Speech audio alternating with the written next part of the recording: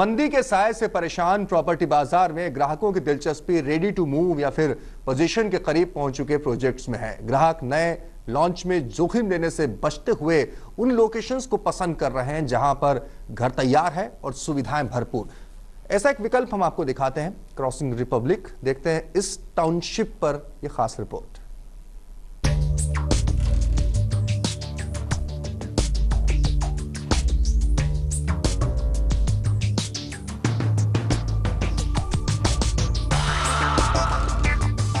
ये है crossing Republic, यानी एक इंटीग्रेटेड टाउनशिप। इस गेटेड टाउनशिप के अंदर आपकी जरूरत का हर सामान मौजूद है और इन बुनियादी सुविधाओं के साथ ही यहाँ पर आपके लिए आशियाने के ढेरों विकल्प हैं।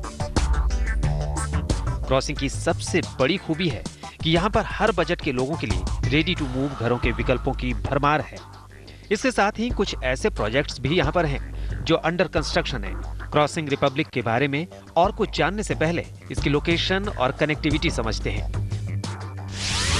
क्रॉसिंग रिपब्लिक गाजियाबाद में NH24 के साथ बसा हुआ है।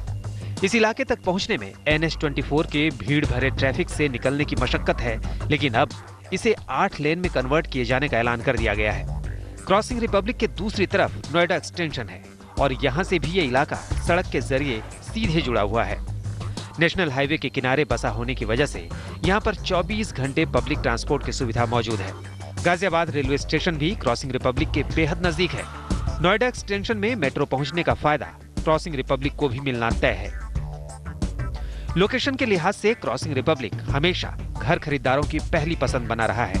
अब इस इलाके में पूरी तरह से बसावट हो चुकी है और इसका नतीजा ये हुआ है कि लोगों को यहाँ या इसके नजदीक बैंक, पेट्रोल पंप और CNG पंप, मार्केट, अस्पताल, स्कूल और गोल्फ कोर्स जैसी सुविधाओं का फायदा मिल रहा है।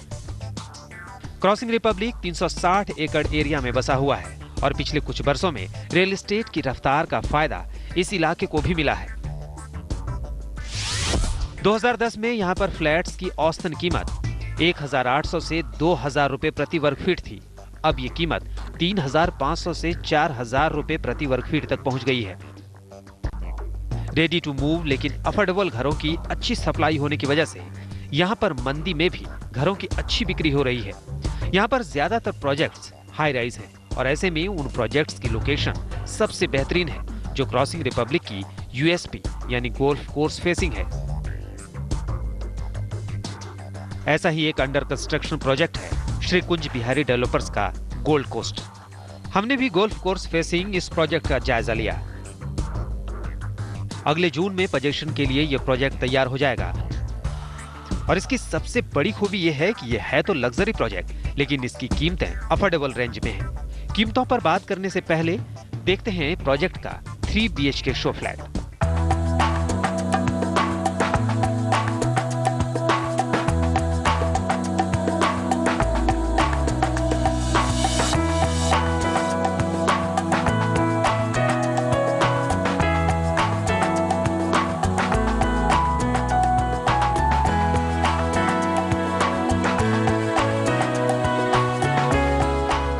इस 3 BHK फ्लैट में एंट्री करते ही आपको इसके लग्जरी अंदाज का एहसास हो जाएगा। फ्लैट भले ही 3 BHK है, लेकिन इसका साइज 1630 वर्ग फीट है, यानी एक औसत 3 BHK से करीब 100 वर्ग फीट बड़ा है ये फ्लैट। घर तो शानदार है ही, लेकिन सबसे खूबसूरत नजर आता है बालकनी में खड़े होकर देखने पर ग्रीनरी से लैस ये गोल्फ कोर्स। फ्लैट में एंट्री के साथ ही आप पहुंच जाते हैं 13.5 बाय 14 वर्ग फीट साइज के ड्राइंग रूम में।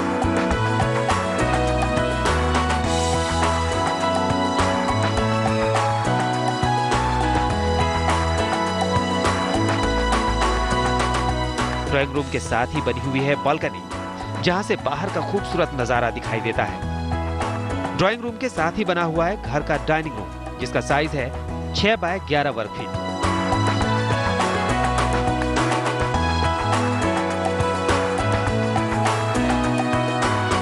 इसके ठीक सामने है घर का मॉड्यूलर किचन, जो 9 बाय 7 वर्ग फीट का है।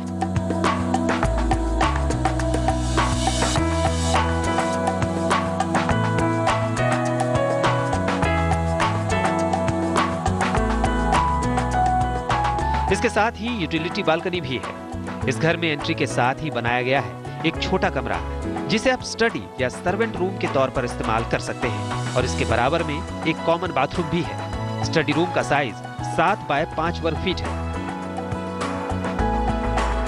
अब देखते हैं इस घर का किड्स रूम। 10 बाय 10 वर्ग फीट का ये रूम आपके बच्चों के मन मुताबिक सजाया जा सकता है। इस रूम के साथ बालकनी और अटैच बाथरूम है।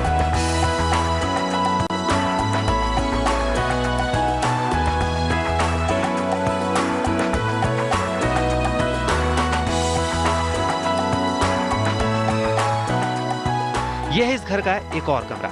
आपके पेरेंट्स या फिर मेहमानों के लिए इसे इस्तेमाल किया जा सकता है। 11 बाय 12 वर्ग फीट का ये कमरा सुकून और आराम का भरोसा देने का दम भर रहा है। इस रूम के साथ बड़ी बालकनी भी है।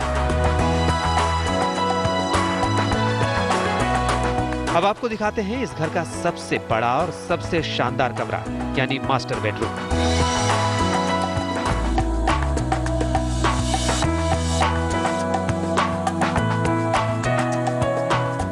11 बाय 13 वर्ग फीट का ये कमरा बेहद आलीशान नजर आता है। यहाँ पर बेड के साथ ही कुछ अतिरिक्त फर्नीचर भी डाला जा सकता है। यहाँ पर 5 बाय 3.25 वर्ग फीट का ड्रेसिंग एरिया भी है। इस रूम में अटैच बाथरूम है और इसके साथ ही बेहद बड़ी सी बालकनी है। अब आपको बताते हैं गोल्ड कोस्ट में किस तरह की खूबियों की उम्मीद आप कर सकते हैं। इस फ्लैट में वुडन वर्क, लाइट्स, पंखे और आरओ सब आपको डेवलपर लगा के देगा। यहाँ पर सभी एसेसरीज महंगे ब्रांड्स की लगी होंगी। यहाँ पर बेसमेंट पार्किंग होगी। Club, swimming pool, gym, tennis, basketball और बैडमिंटन कोर्ट भी यहाँ पर होंगे। अब बारी है यहाँ पर मिलने वाले आशियाने की कीमत के बारे में जानने की। फिलहाल इस प्रोजेक्ट में 3,850 रुपए प्रति वर्ग फीट का रेट चल रहा है, यानी 1200 वर्ग फीट का फ्लैट करीब 46 लाख रुपए का आएगा। इसके साथ ही डेवलपर ने फुली फर्निश्ड फ्लैट का विकल्प भी ग्राहकों के लिए रखा है, जिसमें ये 3 BHK फ्लैट करीब 1 करोड़ रुपए का आएगा। क्रॉसिंग रिपब्लिक में बनाए जा रहे गोल्ड कोस्ट प्रोजेक्ट में करीब 208 फ्लैट्स हैं और इनमें से ज्यादातर बिक चुके हैं। जून 2015 में डेवलपर ने फ्लैट्स का पोजीशन देने का वादा किया है, यानी अगर आप अगले साल अपने घर में शिफ्ट होने की योजना बना रहे हैं और क्रॉसिंग रिपब्लिक की लोकेशन आपको पसंद है तो इस प्रोजेक्ट को आप अपने विकल्पों की लिस्ट में शुमार कर सकते हैं। आदित्य के राणा, दिल्ली आज तक। तो एक विकल्प की हमने बात की। चलिए बातचीत का सिलसिला शुरू करते हैं। हमारे साथ 2 खास मेहमान हमेशा की तरह मौजूद हैं। जाने माने वास्तु विशेषज्ञ अश्विनी मंगल जी मौजूद हैं और प्रॉपर्टी एक्सपर्ट ललित टेकचंदानी जी। आप दोनों का बहुत बहुत स्वागत है। ललित जी, जो अभी हमने सेगमेंट देखा, आप थोड़ा सा लोकेशन से कॉम्प्रोमाइज करें और लेकिन उसके बावजूद आपको रेडी टू मूव के ऑप्शन में अगर जाना हो और थोड़ी बहुत लग्जरी मिक्स हो जाए तो ये सेगमेंट है, मार्केट में इसकी डिमांड है? नहीं, बिल्कुल। देखिए, जो एंड यूजर्स हैं जिनको मतलब देखिए मार्केट तो रुका पड़ा है, इसमें कोई दो राय वाली बात नहीं है, लेकिन जो एंड यूजर हैं जो कि इतने टाइम से वेट कर रहे थे कि घर लेना है, घर लेना है, घर लेना है, अभी उनके पास और कोई विकल्प नहीं है। उनके पास या तो रेडी टू मूव इन वाले ऑप्शंस हैं या जो कि पोजेशन के पास जो प्रोजेक्ट्स पहुंच चुके हैं उनके पास वो ऑप्शंस है। दूसरा, कोई भी बायर इस समय आज की डेट में जो हाल है मार्केट का, कोई भी रिस्क नहीं लेना चाहेगा किसी ग्रीनफील्ड प्रोजेक्ट में इन्वेस्ट करने का, जो कि आज एक बैरन लैंड है और 3 साल बाद आएगी, 3 साल बाद आएगी, नहीं आएगी। तो काफी सवाल एक बायर के दिमाग में रहते हैं। अब जिनको मूव करना ही करना है उनके लिए मेरे हिसाब से आज की डेट में मार्केट थोड़ा डाउन है। आपको होता क्या है कि नॉर्मली जो ready to move in flats होते हैं उनकी कीमतें ज्यादा होती हैं, तो इस समय मार्केट जो डाउनफॉल हम देख रहे हैं उसके चक्कर में इतनी ज्यादा कीमतें नहीं हुई हैं और लोगों की रेंज में आ रही हैं ये ready to move in properties या नियरिंग कंप्लीशन वाली प्रॉपर्टीज। तो मेरे हिसाब से एक अच्छा ऑप्शन है। अगर आप एंड यूजर हैं, अगर आप लेना चाह रहे हैं तो मेरे हिसाब से बेचक होके आप रेडी टू मूव इन और इस तरीके की प्रॉपर्टीज आप इन्वेस्ट कर सकते हैं। जी, एक कॉलर हमारे साथ में राजेंद्र तिवारी है। तिवारी जी, अपना सवाल पूछिए। क्या सुन पा रहे हैं आप मुझे? एक और कॉलर हमारे साथ जुड़े, शानू है। शानू जी, सवाल पूछिए। जी नमस्ते। जी नमस्कार जी, क्या नाम है, मेरे को 30-35 लाख रुपए के बजट में क्या नाम है मुझे फ्लैट चाहिए कि कहाँ पे मिल सकता है? 30-35 लाख रुपए जी। 30-40 लाख आपका बजट है? हाँ, 30-35।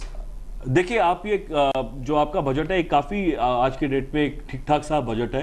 तो आपको थोड़ा सा एक तो लोकेशन में थोड़ा सा नैरो डाउन करना पड़ेगा कि आपको नोएडा की तरफ रहना है, ग्रेटर नोएडा की तरफ रहना है, गाजियाबाद की तरफ रहना है। इस समय जो ऑप्शंस आपके पास अवेलेबल हैं वो गाजियाबाद में अवेलेबल है, नोएडा एक्सटेंशन में अवेलेबल है, जो कि ग्रेटर नोएडा एक्चुअल, और फरीदाबाद में ऑप्शंस अवेलेबल है। इन तीनों लोकेशंस में आपको इस बजट में अच्छे ऑप्शंस मिल सकते हैं। कई जगह तो आपको ready to move in options भी मिल सकते हैं। तो थोड़ा सा आप स्काउट कीजिए, लोकेशन को नैरो डाउन कीजिए और फिर आप कॉल ले सकते हैं आप इस पे। चलिए, बहुत छोटे से यहां पर ब्रेक के लिए हम रुकेंगे, फौरन हाजिर होंगे। आप बने रहिए हमारे साथ और देखते रहिए दिल्ली आज तक।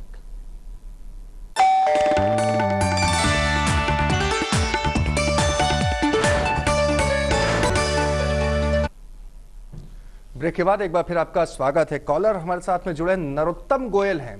जी नरोत्तम जी, सवाल पूछिए। हाँ नमस्कार जी। जी नमस्कार। हाँ, मैं ये पूछना चाहता हूँ कि एक तो आप जैसे ये सवाल उठाते हैं बिल्डरों पे कंज्यूमर कोर्ट के केस कितने, ये आप चेक करवा के अपने प्रोग्राम में दिखाइए जी, जिससे कि सब बिल्डरों पे 3-3, 4-4, 5-5 हजार केस डले हुए हैं कंज्यूमर कोर्ट के। बिल्कुल तो जाए इसका मतलब ये है कि जो इन्वेस्टर है या जो जिन्होंने पैसे लगाए हैं वो परेशान है। ये कहने से कुछ नहीं होगा कि और आगे बुक कराइए। 5,000 रुपए जो स्क्वायर फुट बेचते हैं वो अगर किसी ने बुक करा लिया 2,500 रुपए अंदर की सेल में नहीं बिकता माल वो। जी नहीं, आपके सुझाव और सलाह के लिए बहुत बहुत शुक्रिया। और आपने ठीक कहा, वैसे भी हम अपने कार्यक्रम में इस बात को लेकर हमेशा उठाते रहते हैं कि आज रियल एस्टेट सेक्टर की जो हालत है उसके पीछे बिल्डरों ने जो वादा खिलाफी करी उसका बहुत बड़ा योगदान है। क्यों ललित जी? देखिए, इसमें आज की डेट में अगर आप देखें तो ये जो हम बात कर रहे हैं एक प्रॉफिट मार्जिन की बिल्डर के, वो बिल्कुल नेग्लिजिबल रह गया। और खासकर मेट्रो सिटीज में हम नोएडा और एनसीआर की बात कर लें तो ऐसा कोई अट्रैक्टिव मार्जिन्स पे बिल्डर नहीं खेल पा रहे हैं। यही प्रॉब्लम है कि आगे वाले प्रोजेक्ट्स में उनको फंडिंग में और इन सब चीज़ों में प्रॉब्लम आ रही है, उसके चलते हुए ये डिलेज हो रही है। ये जो सिचुएशन है, मैं ये नहीं बोलूँगा कि ये कोई गॉड गिफ्टेड सिचुएशन है या गॉड क्रिएटेड सिचुएशन है। ये खुद की क्रिएट की हुई सिचुएशन है जो ये बिल्डर्स ने अपने आप को ओवर एक्सपोज किया है और एक प्रोजेक्ट के साथ 8-8 प्रोजेक्ट और शुरू कर दिए, तो वो सारा मिसमैच हो गया, वो सारे कंफ्यूजन हो गए। इस कंफ्यूजन में ये हाल है मार्केट का। अश्विनी जी, आज क्या खास लेकर आए हैं दर्शकों के लिए? जी, व्यवसाय करना हमारे लिए बड़ा ज़्यादा ज़रूरी होता है और अच्छा व्यवसाय यदि हम करें तो बहुत ही ज़्यादा अच्छे धन को प्राप्त कर सकते हैं, लेकिन उसके लिए जगह का चयन करना बहुत ज़्यादा ज़रूरी होता है।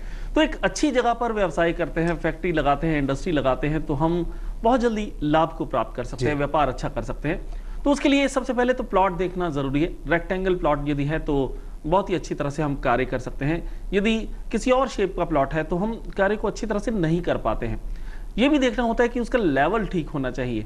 लेवल अर्थात साउथ से ऊंचा और नॉर्थ से यदि नीचा है तो चलेगा, अगर वेस्ट से ऊंचा और ईस्ट से नीचा है तो चलेगा, या सेम है, समतल है बिल्कुल, तब भी चलेगा। लेकिन सेंटर में अगर खड्डा है, सेंटर में अगर बोरिंग है तो बड़ी ज़्यादा प्रॉब्लम होती है, धन आने के बजाय जाने लगता है, खर्च बहुत ज़्यादा होता है। तो इसलिए प्लॉट की डायरेक्शंस और सारी चीज़ें बहुत ज़्यादा अच्छी ज़रूरी है। जब आपने फैक्ट्री बना ली उसमें ज़रूर ध्यान रखें कि साउथ ईस्ट दिशा में आपने जनरेटर रखना है और साउथ वेस्ट में जितना भी भारी से भारी सामान हो, आपकी मशीनरी हो, उसको आप रखें तो बहुत सारा धन कमा सकते हैं। धन को संचित करना बहुत ज़्यादा ज़रूरी है, क्योंकि धन तो कमा लिया एक बार, लेकिन उसको संचित करना मुश्किल होता है। तो उसके लिए साउथ वेस्ट में अपना धन रखने का स्थान रखें जो अलमारी नॉर्थ की तरफ खुले। तो इस प्रकार अपने व्यवसाय को अच्छा बना सकते हैं आप। चलिए, बहुत छोटे से ब्रेक के लिए रुकेंगे। ब्रेक के बाद भी सवाल जवाब का सिलसिला जारी है और कुछ और वास्तु टिप्स जानेंगे छोटे से ब्रेक के बाद।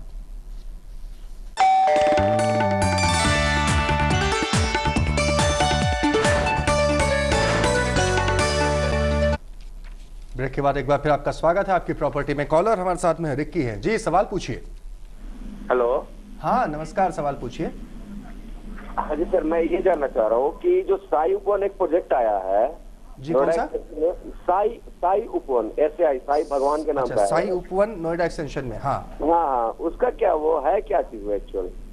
नहीं, वो तो क्या चीज है तो आपको वही बताएंगे। प्रोजेक्ट में आप क्या जानना चाहते हैं? उसमें मतलब इन्वेस्ट करना सही है? अच्छा, इन्वेस्ट करना सही है या नहीं? इन्वेस्ट, देखिए प्रोजेक्ट सिर्फ एक ही प्रोजेक्ट नहीं आया नोएडा एक्सटेंशन में। नोएडा एक्सटेंशन में इस समय 450 प्रोजेक्ट्स आ गए हैं। तो मतलब 1-1 एकड़ के प्लॉट में भी प्रोजेक्ट हैं, 100-100 एकड़ में भी प्रोजेक्ट हैं। तो आपके पास चॉइसेस बहुत है, मार्केट आपके लिए ओपन है। आप अच्छे बिल्डर का चयन करिए और देखिए कि आपको कॉस्ट बेनिफिट कौन से प्रोजेक्ट में हो रहा है, आपको कौन सा पर्सनली कौन से प्रोजेक्ट की लाइकिंग है आपकी, तो आपके पास ऑप्शंस ओपन है, वहां पे आप सिर्फ एक ही डेवलपर को लेके लिमिटेड मत रहिए, पूरा मार्केट ओपन है। थोड़ा सा आपको ग्राउंड वर्क करना पड़ेगा, वहां पे जाना पड़ेगा, चीजों को समझना पड़ेगा और फिर आप कॉल ले सकते हैं। Overall investment point of view से एक अच्छी इन्वेस्टमेंट रहेगी। आप नोएडा एक्सटेंशन में कहीं पे भी करिए, लेकिन लॉन्ग टर्म उसको लेके चलेंगे तो आपको रिटर्न मिलेगा उस पर। अश्विनी जी, ब्रेक से पहले आपने दिशा व्यवसाय की बात की थी, कारोबार की बात की थी, तो क्या दक्षिण दिशा का में कोई कारोबार ही नहीं हो सकता? मान लो अगर किसी का है प्लॉट है, किसी की दुकान है, तो क्या दक्षिण दिशा हमेशा अशुभ होती है? ऐसा नहीं, ऐसा नहीं होता है। साउथ दिशा बहुत अच्छी दिशा मानी जाती है और इस दिशा में भी यदि हम काम करते हैं तो बहुत प्रॉस्पर होता है, बहुत फायदा होता है। तो लोहे के व्यापारी जो काम लोहे का करने वाले हैं उनके लिए साउथ दिशा बहुत फलती है। इस प्रकार यदि सोने का काम यदि आप कर रहे हैं, ज्वेलरी का काम यदि कर रहे हैं तो ईस्ट डायरेक्शन आपके लिए बहुत अच्छी है। यदि कंप्यूटर से रिलेटेड कोई काम कर रहे हैं तो नॉर्थ दिशा आपके लिए बहुत अच्छी है। तो ये तो डिपेंड करता है कि आप किस तरह का काम कर रहे हैं, उसी तरह की दिशा के साथ अगर आप जुड़ते हैं तो अपने व्यवसाय को बहुत अच्छा कर सकते हैं। लेकिन साथ साथ में आपको ये ध्यान जरूर रखना होता है कि व्यापार को बढ़ाने के लिए, अपने कार्यों को अच्छी तरह से करने के लिए चीज़ों को ठीक तरह से रखें ताकि आप अच्छा प्रॉफिट कमा सकें। मुख्य द्वार पर पकवा मिरर जरूर लगाएं, चाहे आप साउथ में, चाहे ईस्ट में, नॉर्थ में, किसी भी फेस में बैठकर अपने कार्यों को करें, लेकिन पकवा मिरर लगाने से आपको नज़र दोष नहीं लगता है, आप बहुत अच्छी तरह से कार्य कर पाते हैं और व्यापार को बढ़ा सकते हैं। जी ललित जी, अगर हम अभी की स्थिति की बात करें तो फेस्टिव सीजन में निकल गया लेकिन वैसा रिस्पांस दिखा नहीं है। उस सूरत में अभी इन्वेस्टर के लिहाज, छोटे इन्वेस्ट के लिहाज से आप कई दर्शक सवाल पूछते हैं, जिससे अभी एक सवाल आता है कि 30 लाख का बजट है, तो इन्वेस्ट के लिए ये सही समय है? देखिए मेरे हिसाब से बड़ा ही बहुत ही अच्छा समय है, बिकॉज इस समय सारी पावर्स जो है वो बायर्स के हाथ में है। अन्यथा क्या होता था कि सब चीज डेवलपर कंट्रोल्ड होती थी। डेवलपर के आप ऑफिस में जाते थे, एग्रीमेंट में ना फुल स्टॉप चेंज होता था ना कॉमा चेंज होता था। आज की डेट में आप अपनी बात डेवलपर से रख सकते हैं, आप अपने टर्म्स रख सकते हैं, अपनी पेनल्टीज, अपनी चीजें डिक्टेट कर सकते हैं। अगर आपको एक बिल्डर नहीं मान रहा तो आपके पास दूसरा ऑप्शन ओपन है, तीसरा ऑप्शन ओपन है, बिकॉज ओवरऑल मार्केट में ही स्लंप है। तो एज एन इन्वेस्टमेंट मेरे हिसाब से एक रीजनेबल प्राइस पे अगर आप कहीं पे भी इस समय रियल एस्टेट पे इन्वेस्ट करेंगे, रीजनेबल प्राइस मेरा कहने का मतलब ये है कि 5,000 6,000 स्क्वायर फुट नहीं, 2,000 2500 3,000 3500, ये जो ब्रैकेट है, इस ब्रैकेट में अगर आपके पास सरप्लस फंड पड़ा हुआ है, सबसे बड़ी बात ये याद रखिए कि सरप्लस फंड आपके पास होना चाहिए। अपने आप को ओवर एक्सपोज मत कीजिए। सरप्लस फंड है तो आने वाले टाइम में वो आपको जरूर पे करके जाएगा। लो कॉस्ट पे एंट्री रहेगी। 4-5 साल में अगर आप वेट कर सकते हैं तो आपको बहुत ही अच्छे रिटर्न्स मिलने की उम्मीद है। जी बहुत बहुत शुक्रिया अश्विनी जी, ललित जी, आप दोनों का बहुत बहुत शुक्रिया शो में आने के लिए। तो आपकी प्रॉपर्टी में आज के लिए इतना ही। खबरों का सफर जारी है, आप बने रहिए हमारे साथ और देखते रहिए दिल्ली आज तक।